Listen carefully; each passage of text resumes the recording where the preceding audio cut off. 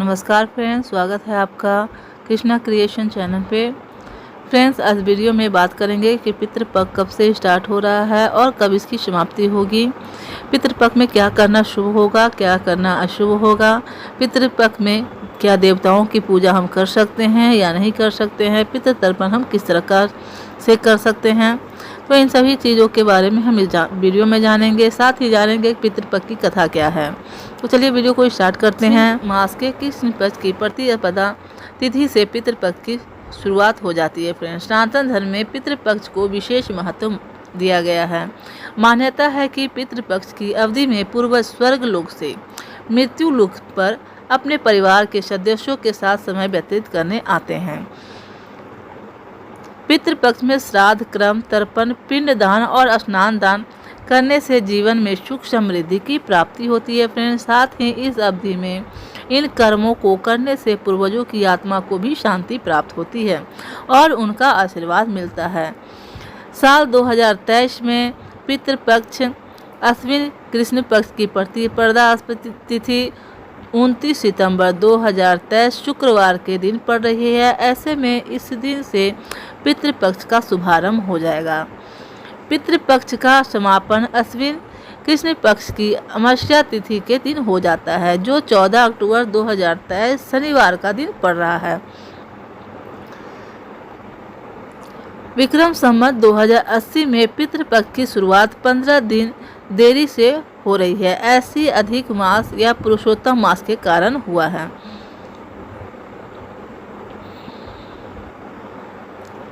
तीस सितंबर 2023 शनिवार को द्वितीय श्राद्ध है। 1 अक्टूबर 2023 रविवार को तृतीय श्राद्ध है। 2 अक्टूबर 2023 दिन सोमवार चतुर्थी श्राद्ध का दिन है और 3 अक्टूबर 2023 मंगलवार पंचमी श्राद्ध का दिन है। 4 अक्टूबर 2023 बुधवार षष्ठी श्राद्ध का दिन है। 5 अक्टूबर 2023 गुरुवार सप्तमी श्राद्ध पड़ेगा। 6 अक्टूबर 2023 शुक्रवार अष्टमी श्राद्ध पड़ेगा। 7 अक्टूबर 2023 दिन शनिवार नवमी श्राद्ध पड़ेगी। 8 अक्टूबर 2023 रविवार दशमी श्राद्ध पड़ेगी। 9 अक्टूबर 2023 दिन सोमवार एकादशी श्राद्ध पड़ेगा। 11 अक्टूबर 2023 बुधवार द्वादशी श्राद्ध होगा। 12 अक्टूबर 2023 गुरुवार को त्रयोदशी श्राद्ध होगा। 14 अक्टूबर 2023 शुक्रवार चतुर्दशी श्राद्ध होगा। 14 अक्टूबर 2023 शनिवार को सर्वपितृ अमावस्या पड़ेगा। शास्त्रों में यह लिखा गया है फ्रेंड कि पितृपक्ष में स्नान दान और तर्पण इत्यादि से विशेष महत्व होता है। इस अवधि में किसी ज्ञानी द्वारा श्राद्ध क्रम या पिंडदान इत्यादि करवाना चाहिए। साथ ही किसी ब्राह्मण या जरूरतमंद को अन्न, धन या वस्त्र का दान भी करना चाहिए। ऐसा करने से पितरों का आशीर्वाद प्राप्त होता है। पितृपक्ष में पूर्वजों की मृत्यु की तिथि के अनुसार श्राद्ध क्रम या पिंडदान किया जाता है।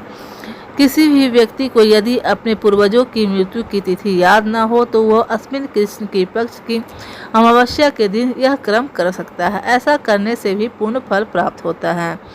अब जान लेते हैं पितृपक्ष की कथा कुछ इस प्रकार से है फ्रेंड। महाभारत के दौरान कर्ण की मृत्यु हो जाने के बाद जब उसकी आत्मा स्वर्ग में पहुंचती है तो उन्हें बहुत सारा सोना और गहने दिए गए। कर्ण ने आत्मा को कुछ समझ नहीं आया और वह आहार तलाश रहे थे। उन्होंने देवता इंद्र से पूछा कि उन्हें भोजन की जगह सोना क्यों दिया गया। तब देवता इंद्र ने कर्ण को बताया कि उसने अपने जीवित रहते हुए पूरे जीवन सोना दान किया है, लेकिन अपने पूर्वजों को कभी भी खाना दान नहीं किया है। तब कर्ण ने इंद्र से कहा उन्हें यह ज्ञात नहीं था कि उनके पूर्वज कौन थे और इसी वजह से वह कभी उन्हें कुछ दान नहीं कर सके। इस सब के बाद कर्ण को उनकी गलती सुधारने का मौका दिया गया और 16 दिन के लिए पृथ्वी पर वापस भेजा गया, जहां उन्होंने अपने पूर्वजों को याद करते हुए उनका श्राद्ध कर उन्हें आहार दान किया, तर्पण किया। इन्हीं 16 दिन की अवधि को पितृपक्ष कहा जाता है। अतः इस कथा को पढ़ने अथवा सुनने से का बहुत ही ज़्यादा महत्व है। पितृपक्ष की दूसरी कथा कुछ इस प्रकार से है फ्रेंड। पितृपक्ष की पौराणिक कथा के अनुसार जोगे तथा भोगे दो भाई थे। दोनों अलग अलग रहते थे। जोगे धनी था तथा भोगे निर्धन था। दोनों में परस्पर बड़ा प्रेम था। जोगे की पत्नी को धन का अभिमान था, किंतु भोगे की पत्नी बड़ी सरल हृदय की थी। पितृपक्ष आने पर जोगे की पत्नी ने उससे पितरों का श्राद्ध करने के लिए कहा, तो जोगे इसे व्यर्थ का कार्य समझकर टालने की चेष्टा करने लगा। किंतु उसकी पत्नी समझती थी कि यदि ऐसा नहीं करेंगे तो लोग बातें बनाएंगे। फिर उसे अपने मायके वालों को दावत पर बुलाना और अपनी शान दिखाने का यह उचित अवसर लगा। अतः वह बोली, अब शायद मेरी परेशानी की वजह से ऐसा कह रहे हैं, किंतु इससे मुझे कोई परेशानी नहीं होगी। मैं भोगे की पत्नी को बुला लूँगी, दोनों मिलकर सारा काम कर लेंगे। फिर उसने जोगे को अपने पीहर न्योता देने के लिए भेज दिया। दूसरे दिन उसके बुलाने पर भोगे की पत्नी सुबह सवेरे आकर काम में जुट गई।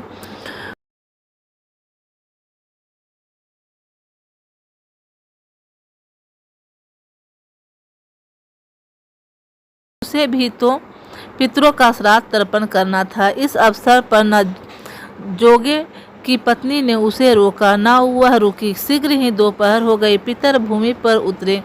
जोगे भोगे की पीहर पहले से लोगों के यहाँ गए तो उन्हें क्या देखते हैं कि उसके ससुराल वाले वहाँ भोजन पर जुटे हुए हैं। निराश होकर वे भोगे के यहाँ गए। वहाँ क्या था, मात्र पितरों का नाम पर अग्यारी दे दी गई थी। पितरों ने उसकी राख चाटी और भूखे ही नदी के तट पर जा पहुँचे। थोड़ी देर में सारे पितर इकट्ठे हो गए और अपने अपने यहाँ के श्राद्ध की बड़ाई करने लगे। जोगे भोगे के पितरों ने भी अपनी आप बीती सुनाई। फिर वह सोचने लगे, अगर भोगे समर्थ होता तो शायद उन्हें भूखा न रहना पड़ता, मगर भोगे के घर में तो 2 जून की रोटी भी खाने को नहीं है। यही सब सोचकर उन्हें भोगे पर दया आ गई। अचानक वे नाच गाकर करने लगे। भोगे के घर में धन की वर्षा होने लगी। भोगे के घर धन हो जाए। सांझ होने को हुई। भोगे के बच्चों को कुछ भी खाने को नहीं मिला था। उन्होंने माँ से कहा, भूख लगी है। तब उन्हें टालने की गरज से भोगे की पत्नी ने कहा, जाओ, आंगन में औंधी रखी है, उससे जाकर खोल लो और जो कुछ मिले बांटकर खा लेना। बच्चे वहाँ पहुँचे तो क्या देखते हैं कि औंधी मोहरों से भरी पड़ी है। वे दोनों दौड़े दौड़े माँ के पास पहुँचे और उसे सारी बातें बताई। आंगन में आकर भोगे की पत्नी ने यह सब कुछ देखा तो वह भी हैरान रह गई। इस प्रकार भोगे की पत्नी भी धनी हो गई, मगर धन पाकर वह घमंडी नहीं हुई। दूसरे साल का पितृपक्ष आया। श्राद्ध के दिन भोगे की स्त्री ने 56 प्रकार के व्यंजन बनाए। ब्राह्मणों को बुलाकर श्राद्ध किया, भोजन कराया, दक्षिणा दी। जेठ जेठानी को सोने चांदी के बर्तनों में भोजन कराया। इससे पितर बड़े प्रसन्न तथा तृप्त हुए। फिर तो ये थी पितृपक्ष की कथा। अगर वीडियो आपको अच्छी लगी हो तो चैनल को सब्सक्राइब करके बेल आइकन को प्रेस ज़रूर कीजिएगा और अपने दोस्तों और रिश्तेदारों के साथ शेयर कीजिएगा। वीडियो में लास्ट तक बने रहने के लिए आप सभी का धन्यवाद। मिलते हैं अगले वीडियो में, तब तक के लिए राधे राधे।